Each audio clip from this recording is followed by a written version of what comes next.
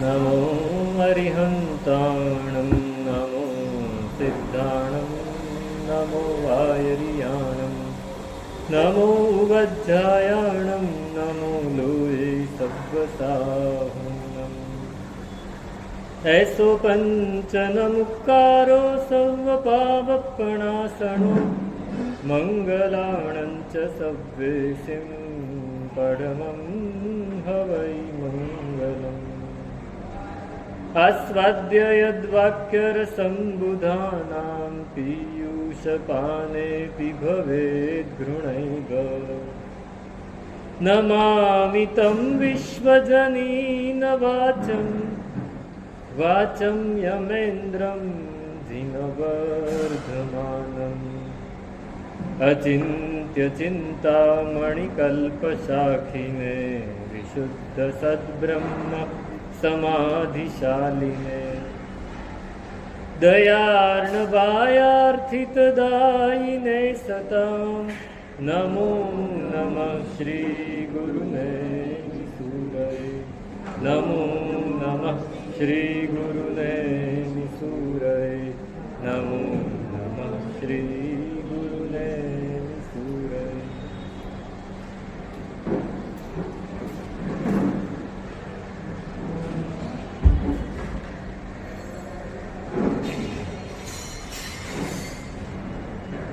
આજે 20મું સ્તવન છે મુનિસુર સ્તવન.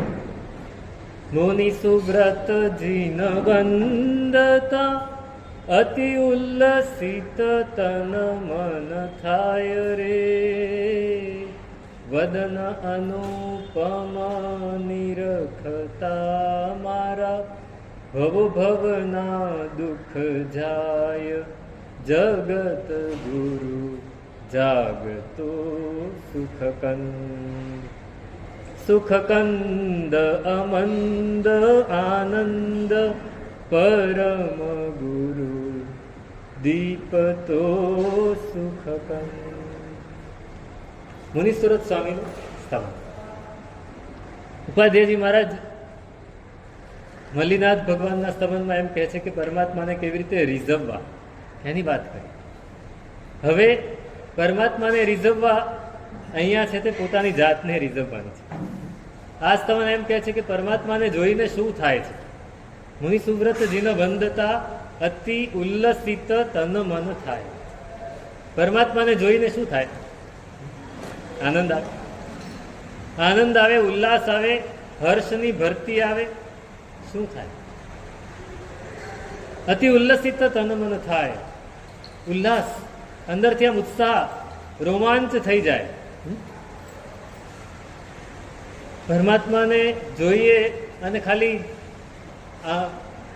જોઈ લીધા બસ બરાબર છે નહીં. પરમાત્માને જોયા અને ઉલ્લાસ આવે કે ક્યારે જોયા હતા. હા, બહુ સરસ. કોઈક આપણને આપણી પ્રિય વ્યક્તિ છે, આપણને બહુ જ ગમે છે એવી વ્યક્તિ, આપણા મિત્ર છે કે આપણું સંતાન છે કે કોઈ પણ છે, XYZ, જે ઘણા વખત પછી આપણને મળે તો એ વખતે કેવો આનંદ થાય. એ વખતે કેટલું બધું અંદરથી આમ ઉલ્લાસ થાય કે આ હા આને મારે મળવાનું થયું. બસ આને પણ જોઈને એવું થવું જોઈએ. પરમાત્માને જોઈને અંદરથી ઉલ્લાસ થવો જોઈએ. આજ સફળ દીન મુજ તણો મુનિ સુબ્રત દીઠા ભાંગી રે ભાવઠ ભવતણી અઘદુરિત નાનીઠા. પરમાત્માને જોઈને એમ થાય કે આજે મારો દિવસ સફળ થઈ ગયો. પરમાત્માને જોયા અને મારો દિવસ સફળ થઈ ગયો, મારો જન્મ સફળ થઈ ગયો. અદ્ય મેં સફલમ જન્મ અદ્ય મેં સફલા ક્રિયા. અરે આજે મારો જન્મ સફળ થયો, મારી ક્રિયા સફળ થઈ. પરમાત્મા તમને જોઈએ, તમને જોઈએ. ભાંગી રે ભાવઠ ભવતણી. હવે સંસારમાં રહેવાનો ડર નથી. સંસારમાં રહેવાનો ડર ક્યાં સુધી હતો? જ્યાં સુધી આ નહોતા મળ્યા. ભવસાગર સબ સુખ ગયો રી ફિકર નહીં મોહે તરનન કી લાગી લગન પ્રભુ ચરણન કી. ભગવાનના ચરણોની એવી લગન લાગી કે હવે એમ લાગે છે કે સંસારનો સમુદ્ર સુકાઈ ગયો. હવે તરવાની ફિકર નથી. આ પરમાત્માને જોઈને આપણને એવું થાય. મારા ગુરુ મહારાજ પહેલા એવું એક એક્ઝામ્પલ આપતા હતા, ઉદાહરણ, દાખલો આમ આપણા જીવનનો જ છે. અત્યારે એ આપણી લાઈફસ્ટાઈલ સાથે બંધ બેસતો નથી. આ જૂની વાત કરું છું, આ દાદાના જમાનાની.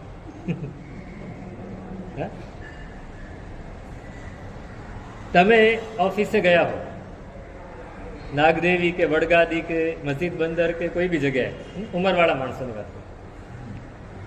ઘરમાં દીકરો હોય, એનો દીકરો હોય નાનો, અને એ નાનો દીકરો ઘરમાં રમતો હોય, અને તમે સાંજે થાક્યા પાક્યા ગરમીમાં પરસેવેથી રેબઝેબ, મેં મારા સંસારી નાનાને જોયા છે કે સાંજે બરાબર મસ્જિદ બંદરથી આવે, વડગાદીથી, તો હાથમાં 2 થેલા ભરીને શાક હોય. આખું જોઈન્ટ ફેમિલી હતું, અમે 18 જણા હતા. 18 તો બાળકો હતા,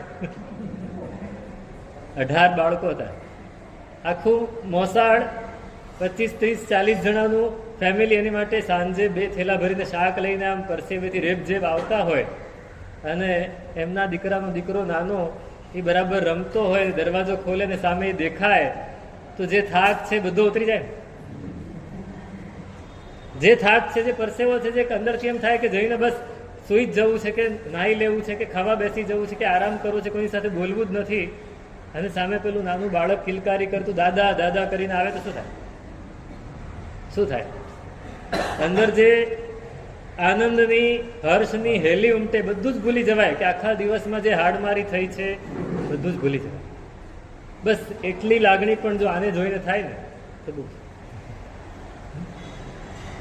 પ્રભાશંકર પટણીની એક સરસ કવિતા છે કે બાળકને જોઈ જે રીઝે, રીઝે જોઈ બાળક જેને, બાળકને જોઈને જે રીઝે અને બાળક જેને જોઈને રીઝે. સ્નેહલ સુરત વત્સલ મૂરત, હૃદય હૃદયના વંદન તેને. બાળક છે, નાનું બાળક, એને જોઈને જેને આનંદ આવે. ઘણા લોકો એવા હોય કે બાળક હેટ ક્યાં આવી ગયું તું. બાળક છે એ લાડ કરવા માટે આવે તો એને હટાવી મૂકે, એને કાઢી મૂકે.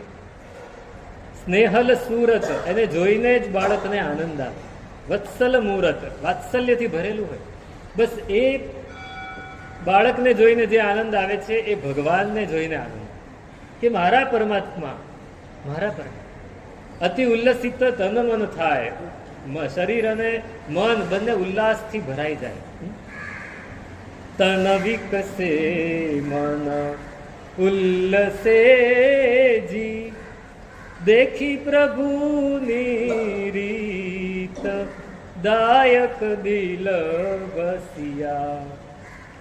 જૂરણ લાગી જીભડી રે, પૂરણ બાંધી પ્રીત, દાયક દિલ બસિયા. પરમાત્માને જોયા અને તન વિકસે, શરીર આમ આમ જાણે વજન વધી ગયું, રોમાંચ ખડા થઈ ગયા. રોમાંચ, પોતાનું પ્રિયજન મળે ને તો શેર લોહી ચડે એવું કહેવાય. હા સાહેબ, અમને ઘણી વાર એવું થાય. હવે દીક્ષા લીધી, અમે ગુજરાતમાં જ વિચર્યા, સંસારી માતા પિતા વગેરે બેંગ્લોર રહે, એટલે એ જમાનામાં આટલી સગવડ નહોતી કે ઈચ્છે ત્યારે આવી જાય. અત્યારે ઈચ્છે ત્યારે ટિકિટ લઈને મળી જાય ને આવી જાય, એટલી બધી ફેસિલિટી થઈ ગઈ, એટલી ફ્રિકવન્સી થઈ ગઈ ટ્રેનોની, પ્લેનની, બધાની. ત્યારે કાંઈ નહીં. તો 3-4 વર્ષે એકવાર આવે. હવે આવે, આપણા મનમાં કઈ હોય કે ના હોય અલગ વસ્તુ, પણ લોકો શું કે હા હવે લોહી વધારે ચડવાનું. આજુબાજુ સાધુઓ હોય, ગુરુ ભગવંત હોય કે આ ઘણા દિવસથી સુકાઈ ગયો તો હવે આવી ગયા ને, હવે લોહી ચડશે. પોતાના સ્વજન આવે તો લોહી, શેર લોહી ચડે. આ પરમાત્માને જોઈએ તો શું શું થાય? રોમાંચ થઈ જાય કે આ પરમાત્મા કેવા, કેટલા ભવ એના વગર વિતાવી દીધા ને આ ભવમાં મળ્યા, આ ભવમાં મળ્યા, આ ભવમાં મળ્યા. ઉલ્લાસ, આનંદ, હર્ષ, આ બધું શેનું કારણ છે? આ સમર્પણ દેખાડે છે. આપણને ઉલ્લાસ આવે એનો મતલબ કે મને એમની ઉપર પ્રેમ છે, મને ઉપર સ્નેહ છે, મારું સમર્પણ એમને છે. આનંદ થઈ ગયો. પરમાત્માને જોયાને આનંદ થયો. આખું કેમિકલ રિએક્શન, આ આખું કેમિકલ રિએક્શન.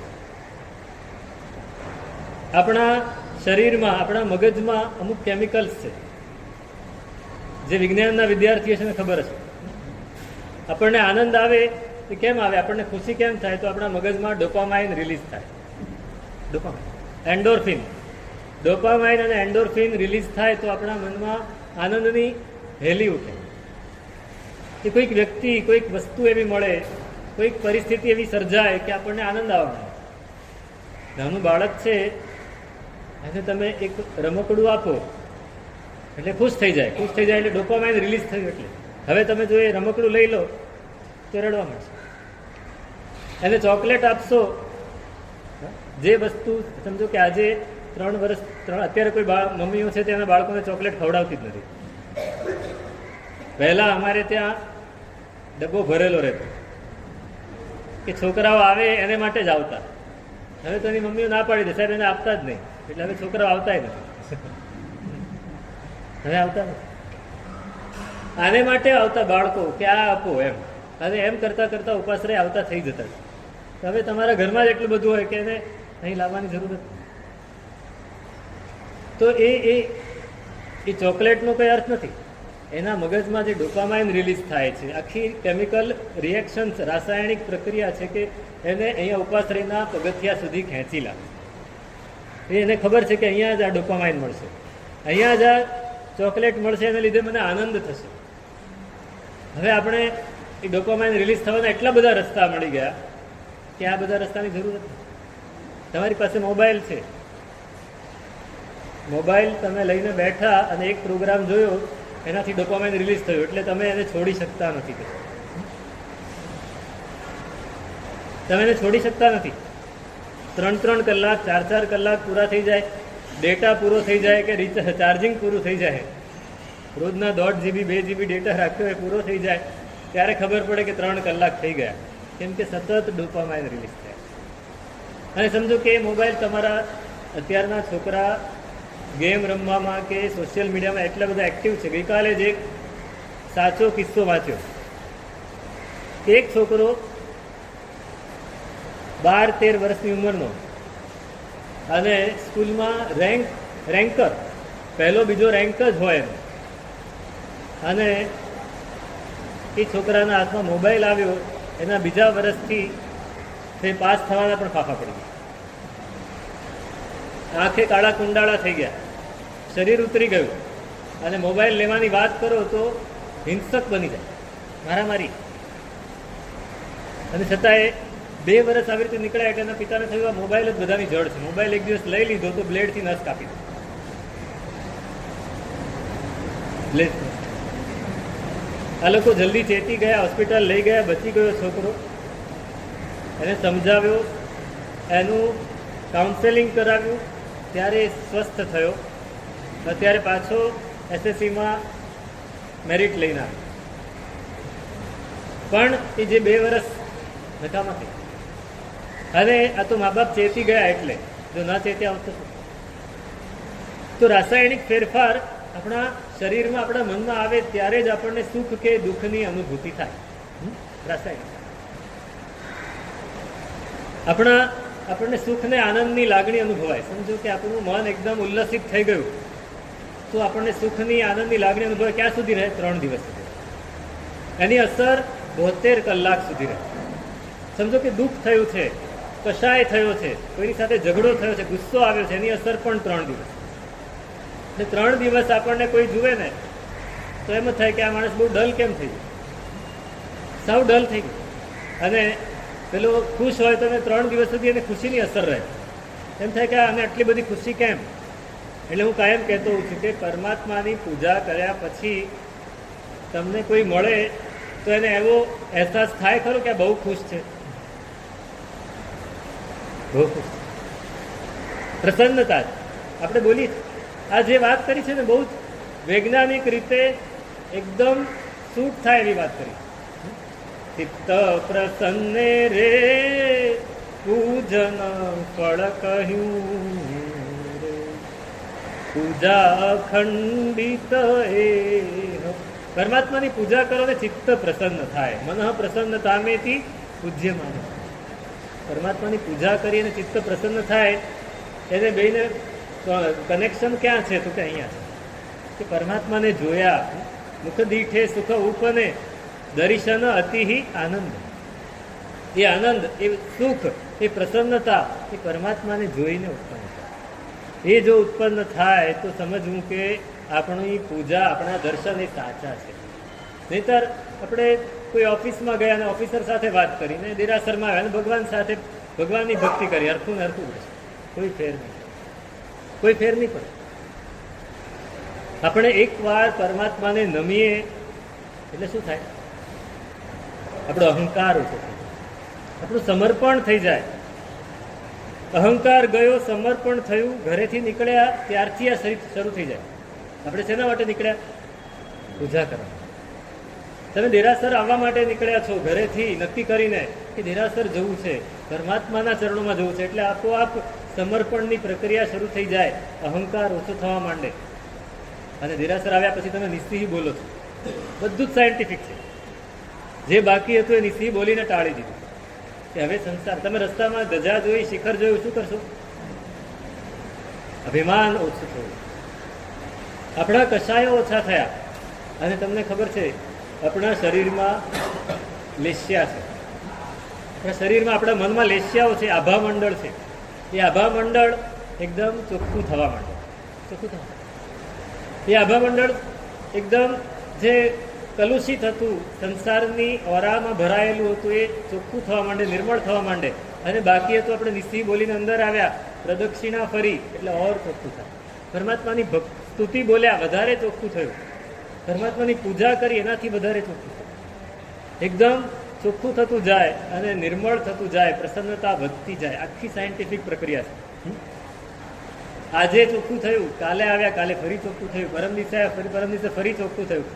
રોજ વદન અનુપમ નિરખતા મારા ભવો ભવના દુઃખ જાય. કેમ ભવો ભવના દુઃખ ગયા? રોજ પ્રસન્નતા એટલે દુઃખ નહીં આવે. પ્રસન્નતા હોય ત્યાં દુઃખ આવી શકે નહીં. એટલે અત્યારના દુઃખ ગયા, જૂના દુઃખ પણ આવવાના ઉદયમાં હતા, ઉદયમાં આવવાના હતા, એને ટાળી દીધા, નવા બંધાયા નહીં. ભવો ભવના દુઃખ જાય. બહુ જ ઉત્તમ પ્રક્રિયા છે આ. જે દિવસે ખૂબ ઉલ્લાસ આવે, ખૂબ ઉત્સાહ આવે, રોમાંચ થઈ જાય, એ દિવસે સમજવું કે દુઃખ ખો કમક ખો. દુઃખનો ક્ષય થયો, કર્મનો ક્ષય. બંને થશે. એક એક ક્ષણ મહત્વની છે, એક એક ક્ષણ મહત્વની. આપણે શું કરીએ છીએ? આપણે દેરાસરમાં એકદમ આમ ભારેખમ મોઢા સાથે આવીએ, પરમાત્માને જોઈએ તો પણ અંદરથી કાંઈ, કેમ કે રોજ જોઈએ છે નહીં, રોજ જોઈએ છીએ નહીં. એમ સમજવું કે આજે સવારે હું ઉઠી શક્યો, કદાચ ઊંઘવાને ઊંઘમાં જ ઉપડી ગયો હતો. કેટલા લોકો જાય છે રોજ ઊંઘવાને ઊંઘમાં? કેટલા લોકો જાય? આપણને આ બોનસ મળ્યું છે તો આ પરમાત્મા મળ્યા એનો આનંદ હોવો જોઈએ. આજે મને ફરીથી પરમાત્મા મળ્યા,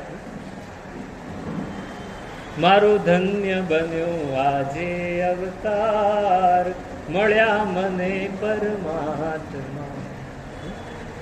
પ્રવીણભાઈ દેસાઈ પાસે યાદ આવી ગયું, મારો ધન્ય બન્યો આજે અવતાર. આજે આજે આજે સવારે હું આવ્યો, આજે મારો અવતાર ધન્ય બની ગયો. આજે મારો જન્મ પાવન, આજ મારો નિરખ્યો તુજે નૂર રે.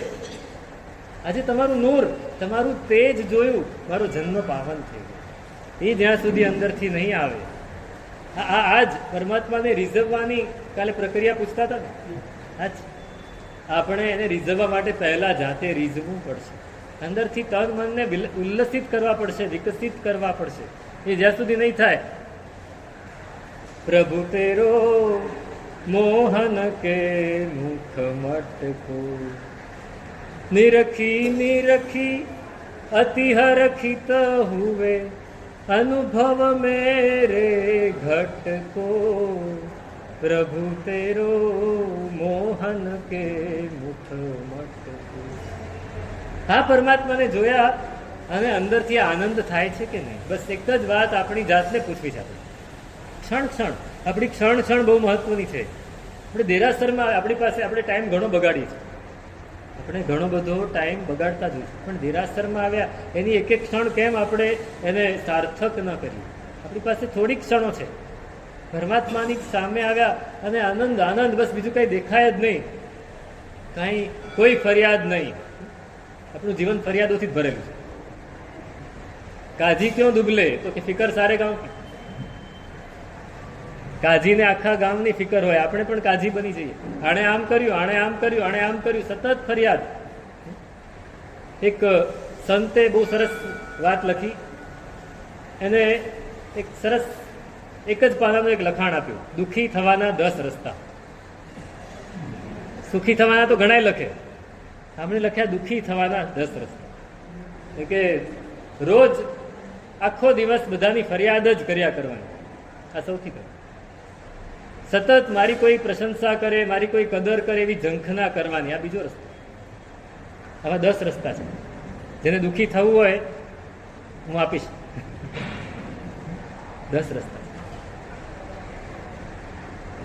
હમણાં એક બહુ સરસ વાત વાંચી કે વેટિકનના પોપ,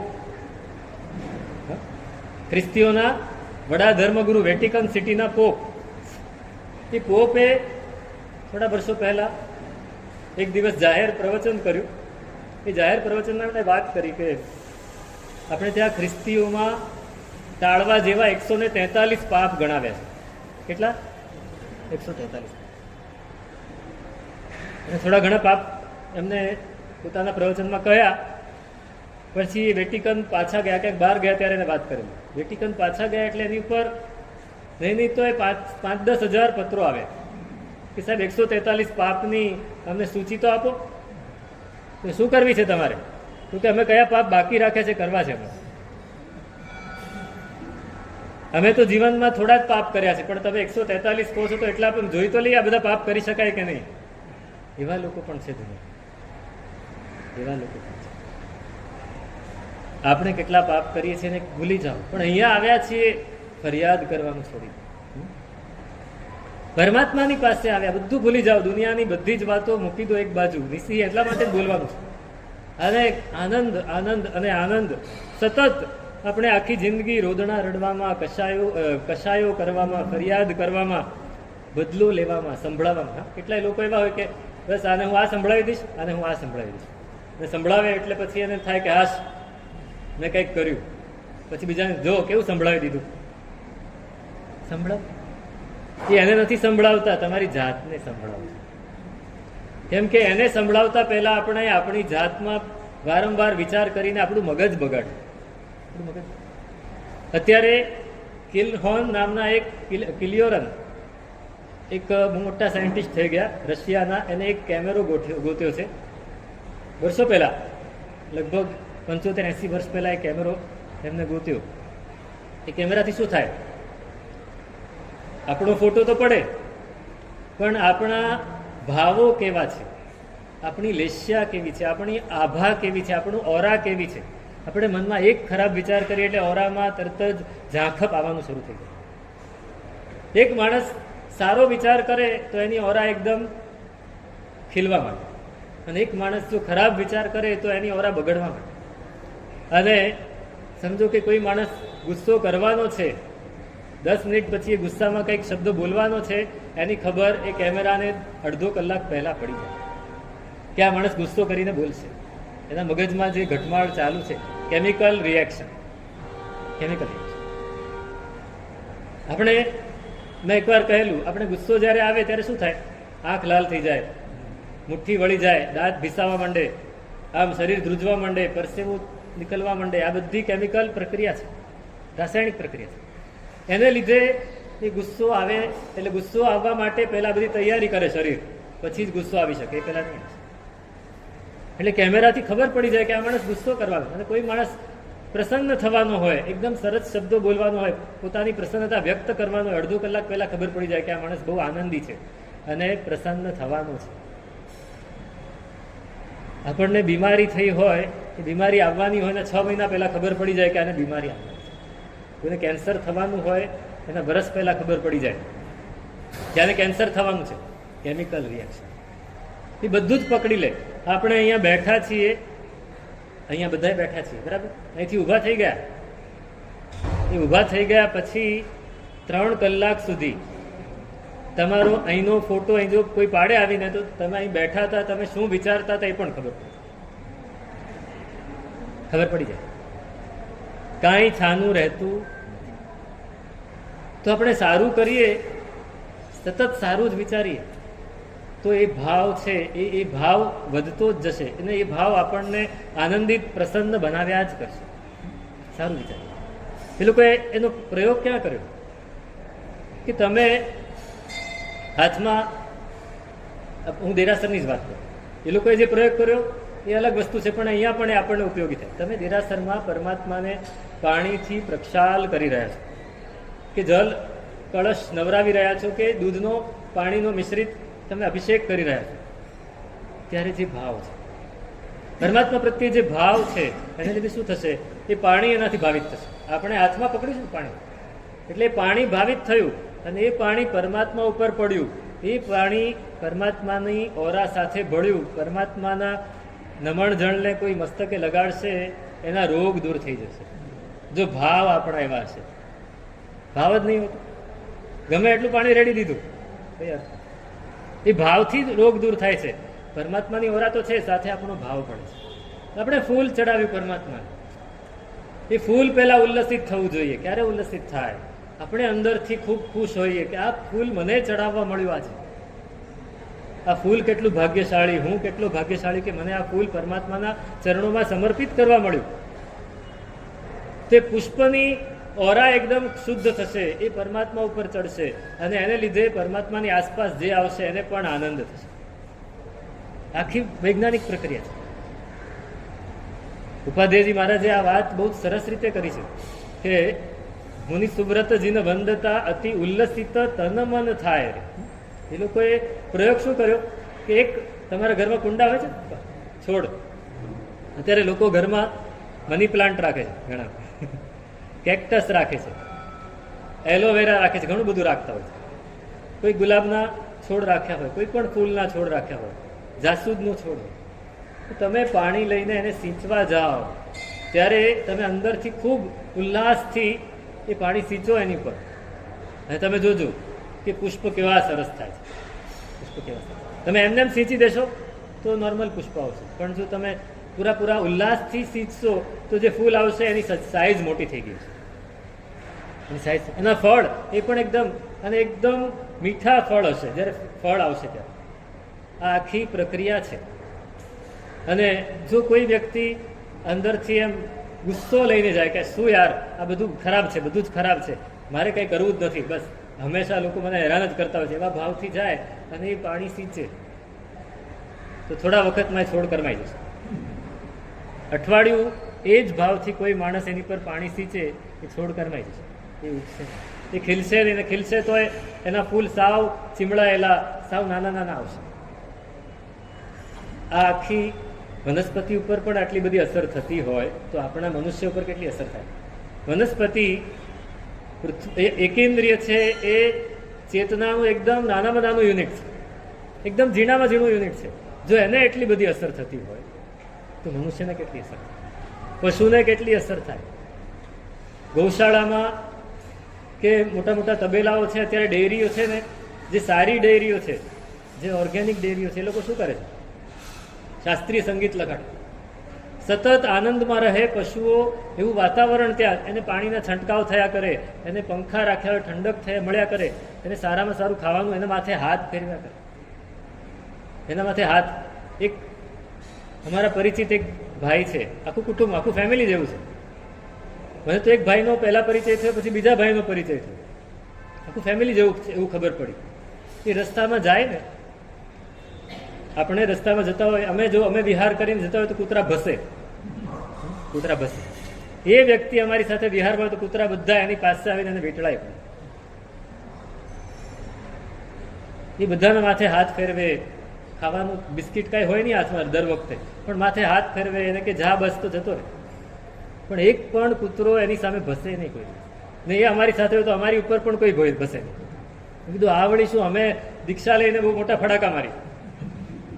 અને આ માણસનો મૈત્રી ભાવ કેવો, અંદરથી ઉલ્લાસ કેવો કે કૂતરાઓ પણ એને સમજી શકે. વડોદરા હતા તો વડોદરા એક ભાઈ ત્યાં રહે, એ અમારી સાથે બિહારમાં આવે ત્યારે આવું થયું. પછી વલસાડ વાપી આવ્યા તો ત્યાં બીજા ભાઈ ત્યાં રહે, તો એ પણ સવારે એમને લેવા આવ્યા તો બધા કૂતરા વીંટળાઈ પડે. મેં કીધું આ કૂતરા તમારા જાણીતા છે? તો કે ના, બધા જ કૂતરા મારા જાણીતા છે. વાપીમાં હું જ્યાં પણ જાઉં, બિહારમાં પણ હોઉં, કૂતરા બધા મારી પાસે આવે. આ શું છે? સતત શુભ ભાવ, સતત શુભ ભાવ. અને આપણને પરમાત્માએ આ એક એવી સરસ સગવડ આપી છે કે આપણને સતત શુભ ભાવ રહી શકે. કેટલી બધી પ્રક્રિયા આપણને આપી. સવારે તમે સામાયિક કરો, પ્રતિક્રમણ કરો, દેરાસર જાઓ, વ્યાખ્યાન સાંભળો, આ કરો, તે કરો, વાંચન કરો, સ્વાધ્યાય કરો, સતત શુભ ભાવ રહે. આપણે એને એક બાજુ મૂકી દીધું, એક બાજુ મૂકી દીધું.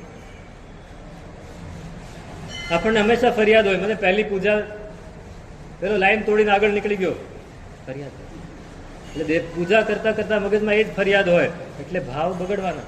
આપણા ભાવ બગડે એટલે આપણે બીજાના બગાડીએ. હંમેશા આ બધું જ ચેઇન રિએક્શન છે, સાયકલ છે આખી. હું સારા ભાવ કરું તો હું આખી દુનિયામાં સારા ભાવની એક લહેર એવી ફેલાવું છું કે બીજાને અસર. અને હું ખરાબ ભાવ કરું છું તો હું બીજા બધાને ખરાબ ભાવમાં પ્રેરું છું. આપણે એને ખરાબ ભાવ માનતા જ નથી. આપણે સાહેબ અમારી પાસે આવે ફરિયાદ કરે, સાહેબ દેરાસરમાં એને આવું કરે તો કેમ થાય? એ આવું કરે, તારી નજર કેમ ગઈ એની પર? તારી નજર એની પર ગઈ કેમ? તને પરમાત્મા દેખાયા કે એ દેખાયા? સાહેબ દેરાસરમાં આવીને ખુરશી નાખીને વચ્ચે એવા બેસી જાય કે બધાને હેરાન કરે. એ હેરાન નહીં કરે, કોઈ આપણને હેરાન કરી શકે જ નહીં. આ વાત હંમેશા મગજમાં રાખજો. કોઈ આપણને કોઈ હેરાન ન કરી શકે. આપણે હેરાન થવું હોય તો જ કોઈ હેરાન કરી શકે. આપણે હેરાન થવું છે, આપણે નક્કી કરીને બેઠા છીએ તો આપણે હેરાન જ થવાય. આપણને કોઈ આપણું બગાડી શકે નહીં, આપણને કોઈ પરેશાન કરી શકે જ નહીં. જો આપણે અમે સતત રોદણા રડતા રહીએ, સતત ફરિયાદો કરતા રહીએ તો બધા હેરાન કરે, આખી દુનિયા હેરાન. દેરાસરમાં જઈશું તો પૂજારી હેરાન કરશે. અને જો કેવા લોકો, કેવા ભાવવાળા લોકો હોય છે કે એને જોઈને બધાને ઉલ્લાસ આવી જાય. આપણા સંઘમાં પણ એવા લોકો છે કે એ વ્યક્તિ આવે તો બધાને અંદરથી ઉલ્લાસ આવે. કેમ? સતત એના હૈયામાં સારો જ ભાવ હોય, સતત એને આનંદ આનંદ આનંદ જ હોય પરમાત્માને જોઈને. અહીંયા પણ છે એવા લોકો કે દેરાસરમાં આવે ને, એ ઉપાશ્રયમાં આવે ને તો બધા આનંદિત થઈ જાય. એવા લોકો પણ છે. અને કોઈક એવા પણ છે કે જે આવે તો એમ થાય કે આ જાય તો સારું છે, એ આવશે તો બધાનું વાતાવરણ બગાડી નાખશે. વાતાવરણ બગડવા માંડે. જ્યારે આપણે ઉલ્લાસવાળા હોઈએ ત્યારે વાતાવરણ એકદમ ઉલ્લસિત થઈ જાય. એટલે કહે છે કે આ શું થયું છે, આપણને ફરિયાદ કરવાનું આપણા સબકોન્શિયસમાં જતું રહ્યું છે. એટલે વાત વાતમાં આપણને ફરિયાદ કરવાનું જ મન થાય. સાહેબ આને આવું કર્યું, સાહેબ આને આવું કર્યું.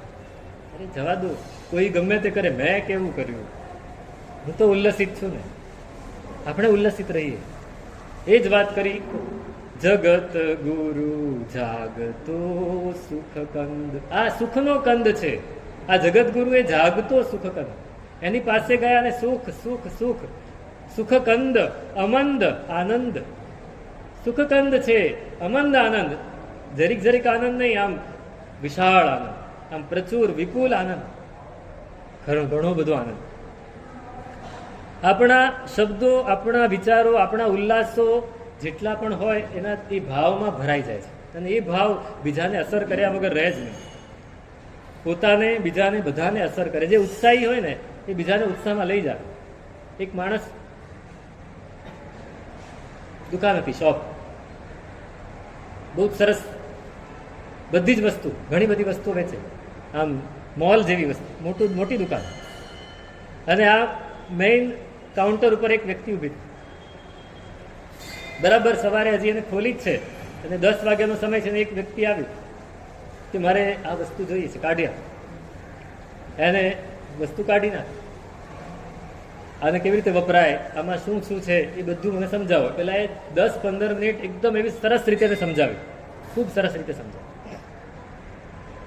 પેલો કે આના બીજા ઓપ્શન છે, તો કે આ બીજા ઓપ્શન પણ છે. બધા ઓપ્શન દેખાડ્યા, એને સરસ સમજાવ્યું. 15 મિનિટ બગાડી. પછી પેલો કે હમણાં મારી ઈચ્છા નથી, હું પછી આવીશ.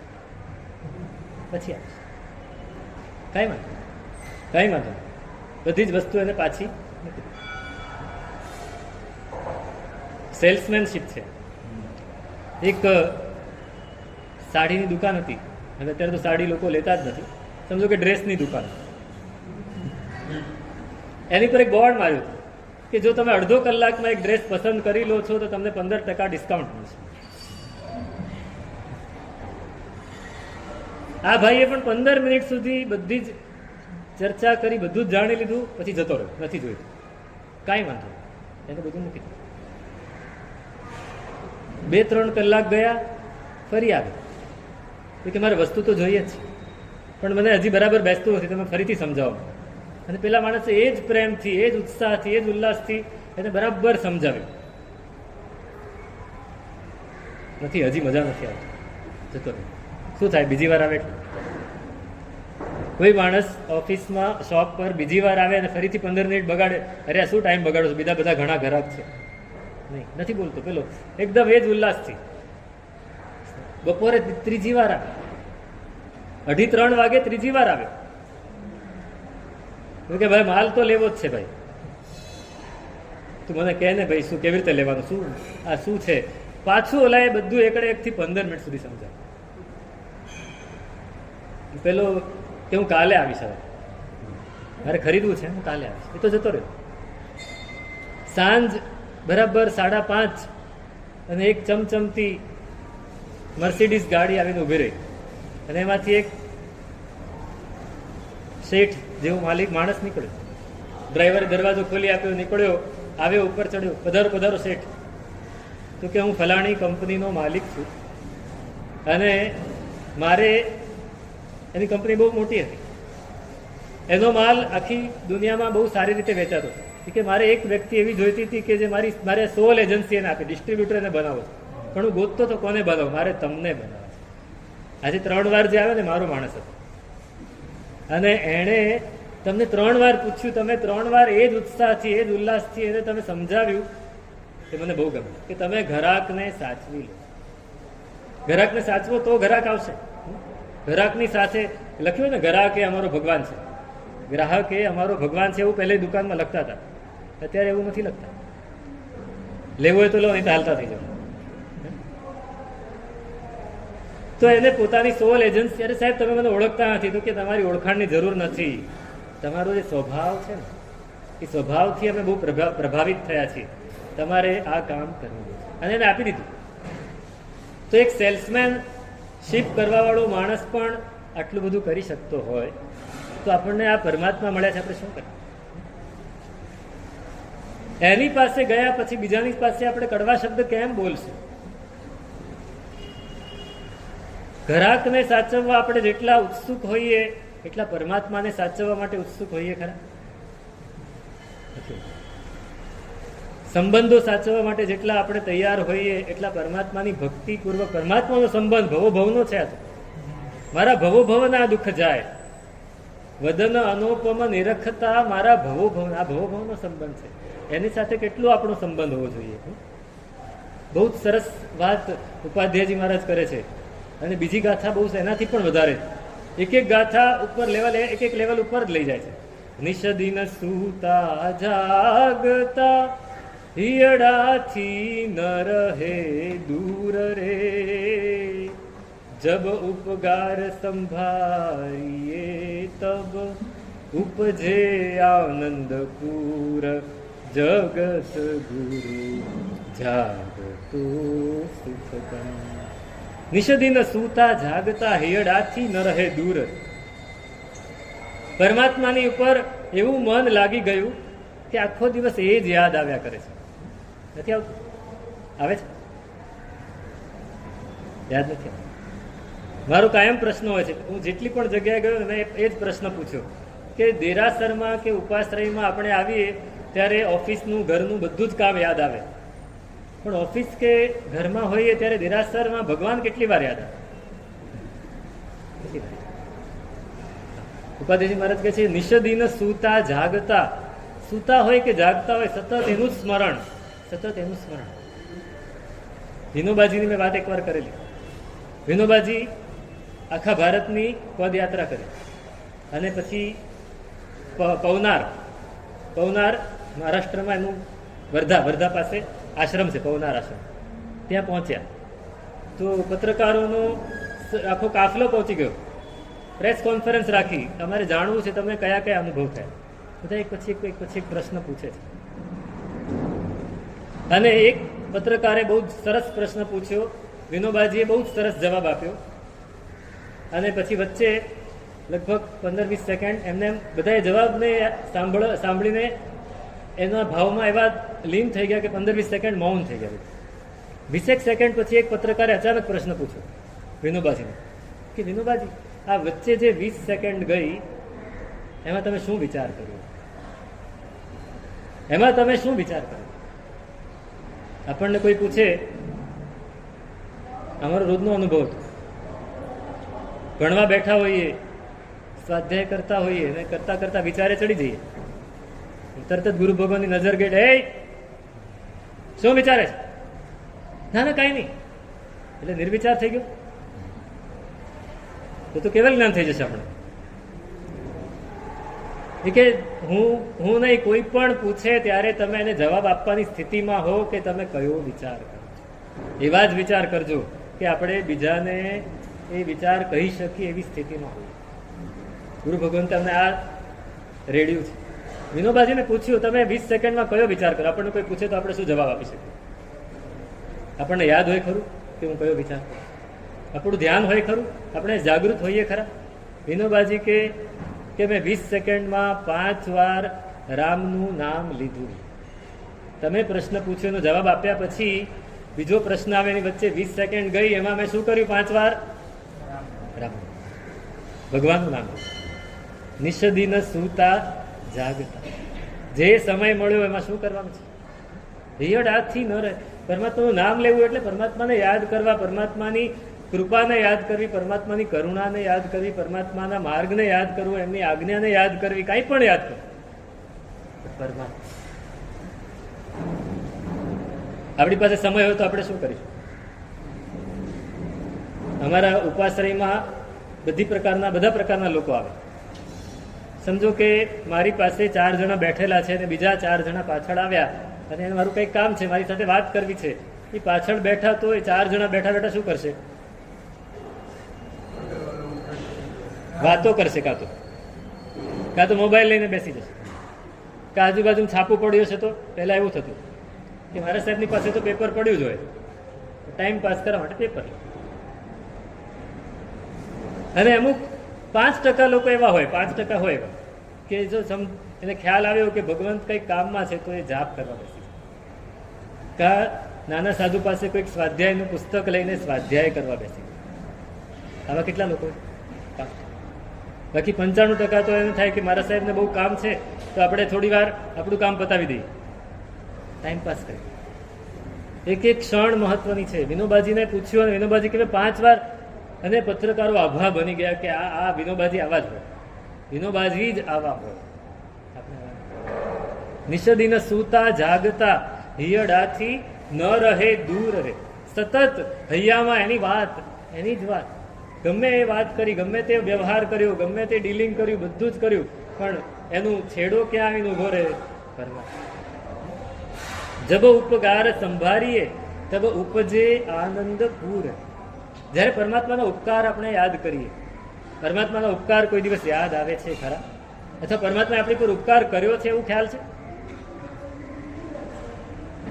રોજ યાદ કરો, રોજ યાદ કરીએ. આપણે યાદ કરવાનું છે કે પરમાત્મા તે મને જે આપ્યું તેનો બદલો હું શેવાળું, બસ તારી ભક્તિ કરી કરીને મારા મનડાને વાળું. તે મને જે આપ્યું એનો બદલો હું શેવાળું. ખાલી ગીત ગાતી વખતે જ હોય છે નહીં, સતત એ ભાવ કે પરમાત્મા તમે જે આપ્યું એનો બદલો હું કેવી રીતે વાળવાનો, એના ઉપકાર એને હું કેવી રીતે ચૂકવવાનો. બસ તમારી ભક્તિ કરીશ અને એને ચૂકવ્યું છે એમ માની લઈશ, એમ માની લઈશ. આપણે ત્યાં એવું કહેવાય ને કે માતા પિતાનો ઉપકારનો બદલો કેવી રીતે વળાય?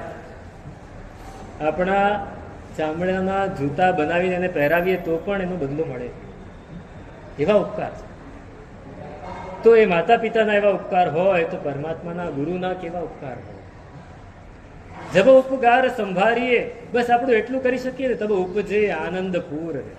પરમાત્મા તમે જે ઉપકાર કર્યો એને લીધે હું અહીંયા પહોંચ્યો, બસ એનો આનંદ છે, હવે આગળ વધારો, બસ એનો આનંદ છે, હવે આગળ વધારો. આપણે તો ફરિયાદ, ઉપકાર એક બાજુ રહી ગયો, ફરિયાદ રહી ગઈ. પતિ અને પત્ની બે, એક યુવાન અને યુવતી લગ્ન થયા. લગ્નનો પહેલો દિવસ, સાંજ રાત પડી, બંને એકલા.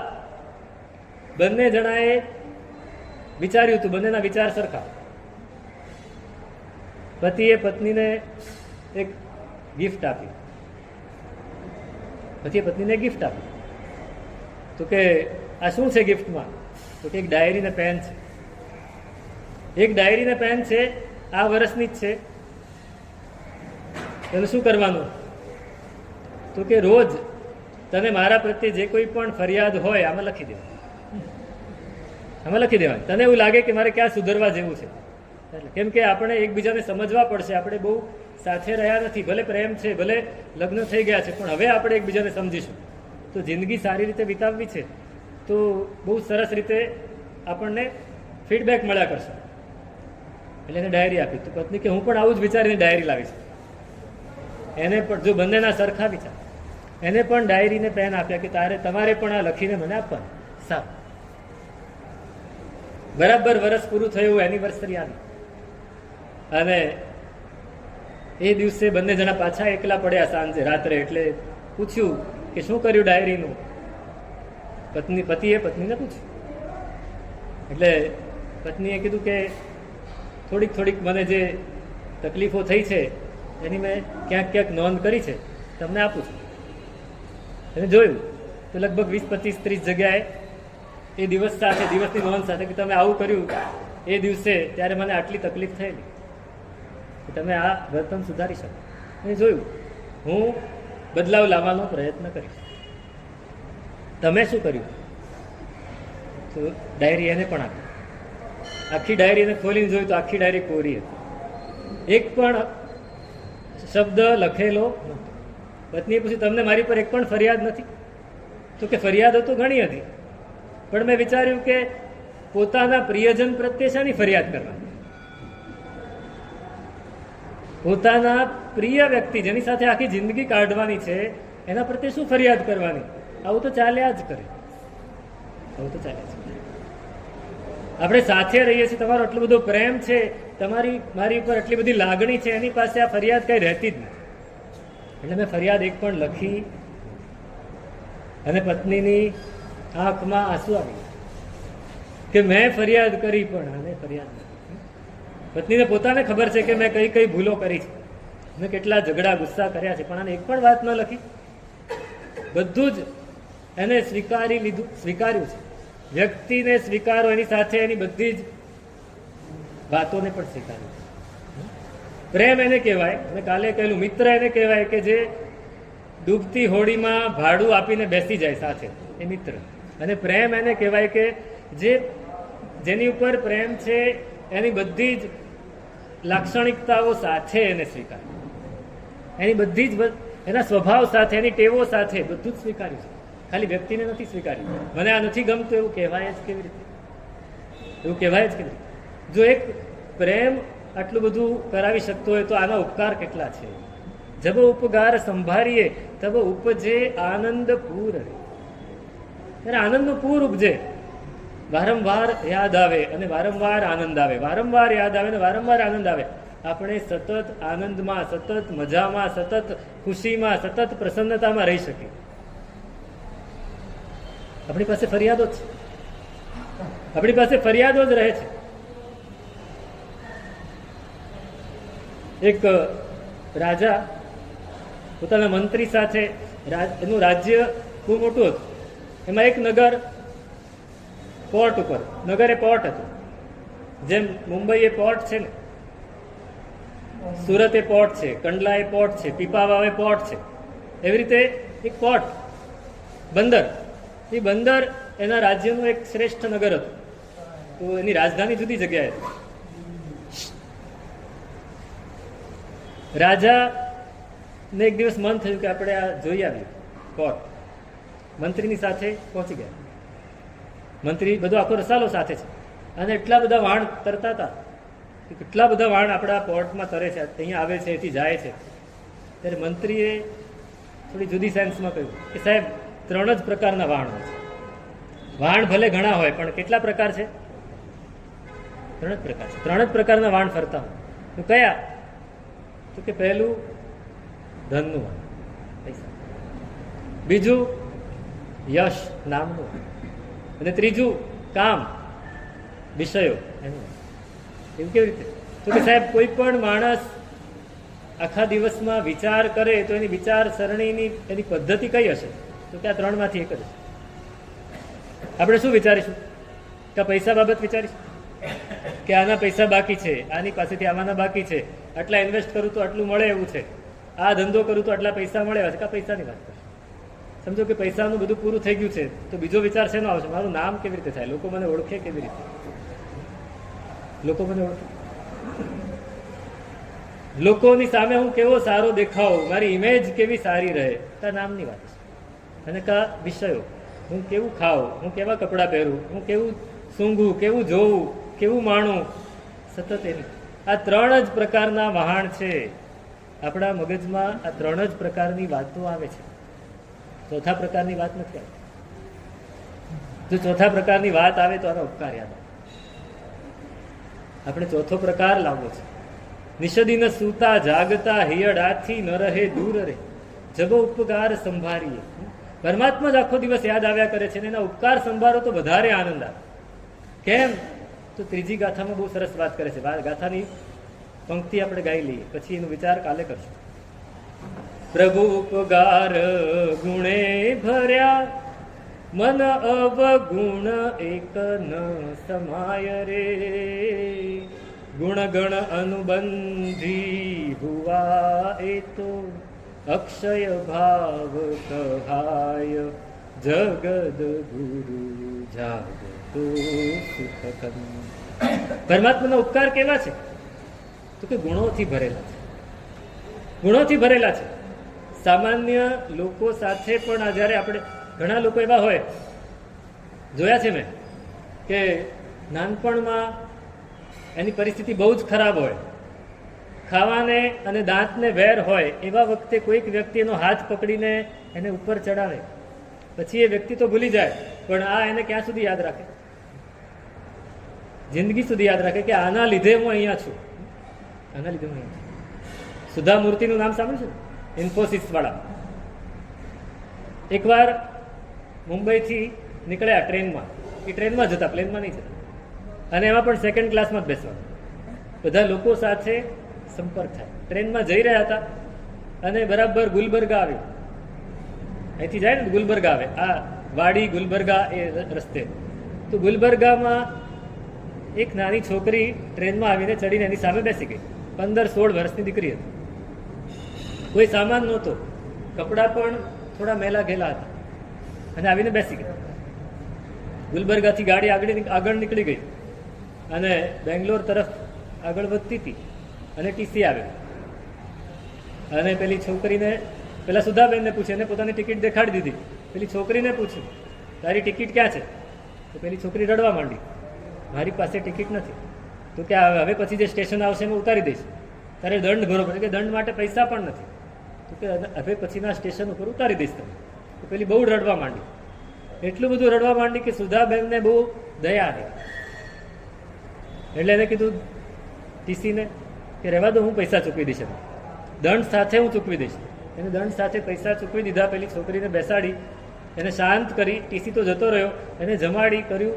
પૂછ્યું પછી પ્રેમથી કે તું કેમ એકલી ને ક્યાંથી આવી?